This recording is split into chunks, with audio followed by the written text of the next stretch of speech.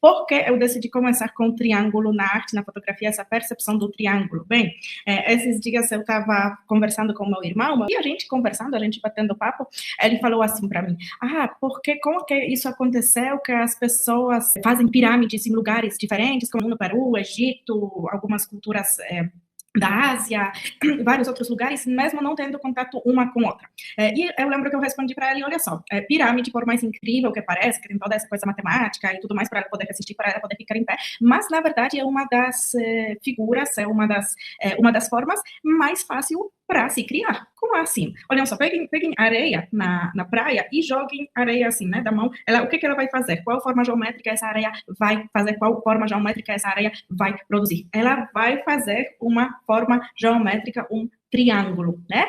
Então, isso é uma coisa que funciona, que é feito por conta das forças da gravidade. A força da gravidade, ela vai puxando a areia e ela vai puxando a base para tudo se manter, ela precisa ser mais firme. O que a pegada diz Gestalt? Ele fala assim, não importa um elemento em si, mas a relação entre todos os elementos dentro das imagens. Então, ele vê como triângulo não só como três coisas, né? Não só como três objetos, mas a relação que está entre elas.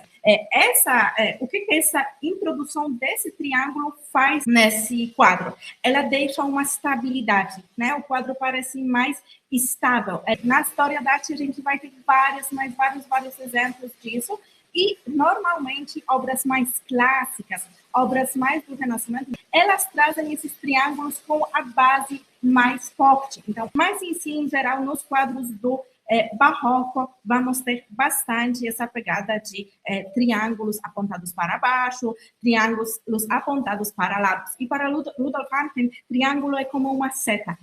Ela dirige nosso olhar.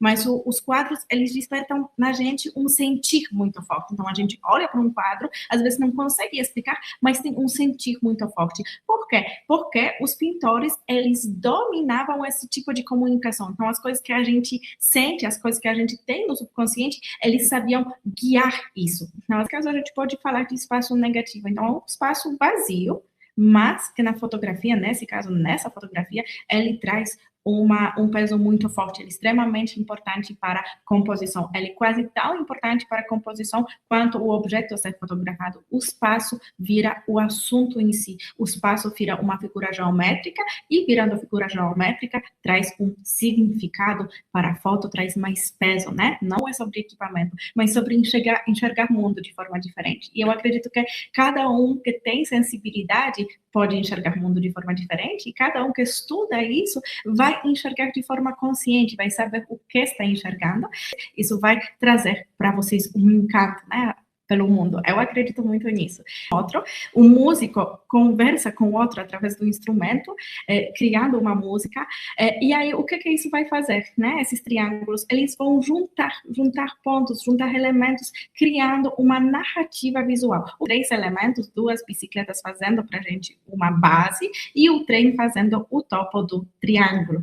É um triângulo que a gente na fotografia chama de triângulo de composição inativa. Então, assim, não existe uma linha entre uma bicicleta e outra, não existe uma linha entre as bicicletas e o trem, mas a gente tem essa forma triangular se formando no nosso imaginário, é como se existisse uma linha. Aqui ele fez uma coisa que artistas do Renascimento já faziam muito, que desenhou perspectiva para a gente. Então, as linhas, igual essas linhas de estrada, essa linha branca desenhada aqui, essa linha branca desenhada aqui, o que elas criam? Qual sensação elas criam? Elas criam a sensação de profundidade. Então, a sensação de que algumas coisas, alguns objetos estão mais perto e outros objetos estão mais longe. E esse triângulo da perspectiva, ele, na composição fotográfica e na composição na pintura, é responsável pela criação de espaço. Quase fazendo uma coisa do construtivismo russo, Tony, acredito que você vai gostar muito do construtivismo russo, porque a sua forma de organizar os elementos dentro da composição, ela não é racional. Que o pombo é um pombo e que ele não tem a mesma força que a lagartixa. Para você aqui, pombo e todos os outros elementos, eles são formas geométricas. Essa fotografia é muito mais sobre geometria do que sobre os pombos. E isso, quem fazia isso, quem se aprofundava muito nisso, eram, primeiro, construtivistas russos. Essa nossa capacidade de organizar coisas do espaço, porque se a gente fala das estrelas são um monte de pontinho solto. Mas como que a gente consegue ver lá o zodíaco e figuras do zodíaco e constelações e várias outras figuras? Isso, de novo, confirma que é uma coisa intuitiva. Quando a gente vê os pontos, a gente tem uma vontade enorme de ligar eles.